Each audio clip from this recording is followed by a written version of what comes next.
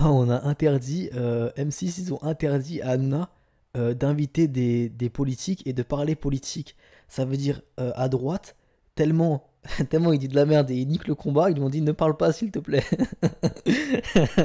Donc on va réagir à ça, c'est un truc de ouf. Tu vois. Ça veut dire que même les chaînes de télé et tout, ça veut dire la télé c'est full droite. Hein. C'est que à droite. Même là, ça lui a dit s'il te plaît, arrête un peu. Ça veut dire que. Et c'est là que tu vois qu'il a une personnalité assez extrême, Hanouna, en réalité. Parce que il était d'extrême gauche hardcore avant, à l'époque. Il faisait des interviews où il disait je suis très proche de la communauté musulmane, je suis tunisien avec une grosse. Je suis un juif tunisien avec une grosse culture arabe. Il disait ça dans les interviews.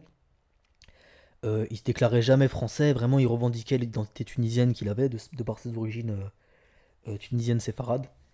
Et il était à fond derrière et tout. Il faisait même des émissions où ils appelaient des agences immobilières pour le logement et ils montraient, etc., les discriminations au logement et tout. Donc il était très très de gauche déter, gauche pro-musulman. Et en fait, il a vu. Les gens pensent que c'est après le 7 octobre que ça a tourné. Non, après le 7 octobre, c'est là où c'est devenu vraiment hardcore et que c'est. Mais en fait, il avait déjà tourné avant, en fait.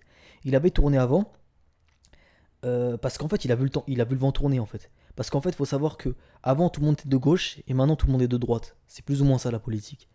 Et donc en fait, à l'époque où tout le monde était de gauche, il était de gauche et il y avait Boudère sur le plateau, il y avait tout le monde et tout entouré de maghrébins. Et maintenant que tout le monde est de droite, voilà, il y a les Bardella, les Odoul sur le plateau. En fait, ça, quelque part, en fait, il suit le vent. Il n'y a pas de réelle conviction derrière. Mais ce qui est fou avec Hanouna, c'est qu'en fait, il a une personnalité assez extrême. Parce que il était pas vite fait de gauche avant, il était très très très de gauche. Hein. Il prenait en gangbang les identitaires, il prenait en gangbang tout le monde. Il était pro-musulman, il s'affichait tunisien, ils allaient en Tunisie faire la grande Rasra, les vacances de Baba, Banane, il s'appelait Baba, il se faisait appeler Baba, que des mots en arabe, etc. Donc il revendiquait beaucoup l'identité séfarade du Maghreb, etc. Et dès qu'il y passait de droite, il est devenu de droite sioniste, mais de droite hardcore, tu vois. C'est pas de droite vite fait, etc. Ça veut dire que il faisait des émissions, je me souviens, il y avait Guénolé et Verdez. Ça veut dire qu'il y avait deux gauchistes sur le plateau. Et tout le reste, ils étaient 10 de droite. Et le sujet, il démarre. Il y a Verdez, il dit une phrase d'extrême gauche qui est indéfendable. Donc c'est fait exprès, tu vois, pour... même si t'es de gauche, tu peux pas être d'accord avec ce qu'il te dit, tu vois. Verdez, il lâchait des phrases genre un rat vaut un homme, c'est pour l'extinction des rats à Paris, c'est à moi. Ça, tu peux pas être d'accord avec ça. Et après, tout le monde les piétinait, ils étaient à 15 000 sur le truc. Et sur les mecs. Et Guénolé, qui était un mec de gauche, il sortait des stats. Il disait voilà, selon les stats, les maghrébins et les noirs ont une discrimination par rapport au logement. Et Nna, il dit ouais, j'en ai rien à foutre des stats, arrête de nous emmerder avec les stats. Il faisait que des conneries comme ça, tu vois. Et ils étaient à 20 sur deux gauchistes, il les lynchait, tu vois. Et il est tellement allé loin en fait dans la droite que ça a supprimé la chaîne YouTube parce que ça devenait n'importe quoi, tu vois. En fait, chaque sujet, il insultait les gauchistes, les Louis Boyard, la LFI, etc. Il s'acharnait sur eux et il insultait les deux gauchistes qu'il avait en plateau qui avaient pas le droit de parler. Il disait ouais, il disait à Guénolé, quand je parle, tu te tais, etc. Donc en fait, ce qui est fou, c'est qu'il a tellement abusé du game qu'ils l'ont suspendu parce qu'en fait, le vrai problème d'Hanouna, c'est pas qu'il est extrême en fait, et pas qu'il ait tourné sa veste et qu'il soit pas fiable. Ça, c'est le fait d'être extrême, c'est pas mal en télé. Et d'ailleurs, je pense que c'est pour ça qu'il a percé. Il a pas que des défauts, tu vois. Le fait que il a été extrême et qu'il a fait les choses à fond, bah quelque part, c'est une personnalité. Il suscite de l'émotion quand t'es extrême. Le vrai problème d'Hanouna, c'est qu'il a pas de culture en fait. Et le fait qu'il a pas de culture, c'est que c'était de la droite, mais vraiment de la droite du PMU, tu vois. C'était vraiment full PMU, tu vois. C'est-à-dire qu'il a pas de culture et il était entouré de chroniqueurs qui avaient pas de culture parce que quelqu'un qui a un peu de culture, etc. Bon, il s'affilie pas vraiment à Nouna, tu vois. Il avait été viré de Canal Plus Ardisson et il avait dit bon, j'ai quand même encore un peu de notion de la dignité, j'irai pas chroniqueur chez Nouna parce que Ardisson était royaliste, donc un homme de droite, mais qui était quand même, qui avait une certaine culture, qui jouissait d'un certain patrimoine intellectuel. Donc en fait, je pense que ce qu'il a mis dedans, c'est en fait c'est deux choses. C'est le fait c'est une personnalité extrême et qu'il a pas de culture. Et donc en fait, il a fait vraiment de la merde, tu vois. Et il allait tellement loin. Et donc maintenant, il y a la nouvelle émission. Et ça veut dire quoi? Parce que le nom de l'émission c'est TBT9. Et donc il y a un mec qui demande à Grog ça veut dire quoi? Et TBT9, ça veut dire tout beau, tout neuf. C'est le nom de la nouvelle émission de Cyril Hanouna sur W9. Un jeu de mots avec tout beau, tout neuf, nanana, neuf de la chaîne. Ah, c'est le groupe M6. Ah, mais c'est M6, mais c'est sur W9. Ok.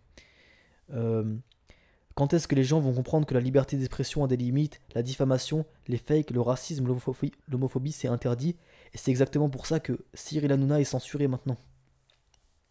Non, je pense qu'il est censuré pas à cause de liberté d'expression, parce qu'il y a des gens qui disent des plus grosses dingueries, hein. On a Finkelkraut qui a dit mot pour mot dans un livre, et qui le dit souvent à la télé, la France n'a fait que du bien à l'Afrique. Ça veut dire que bon, il n'y a pas de loi de révisionnisme pour les dingueries qui ont été faites en Afrique.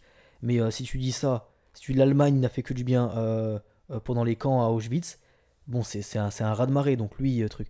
Donc déjà, il n'y a pas de liberté d'expression. Et en réalité, tu peux. Tout ce qui est racisme, tu peux, tu vois. Homophobie, tu peux pas.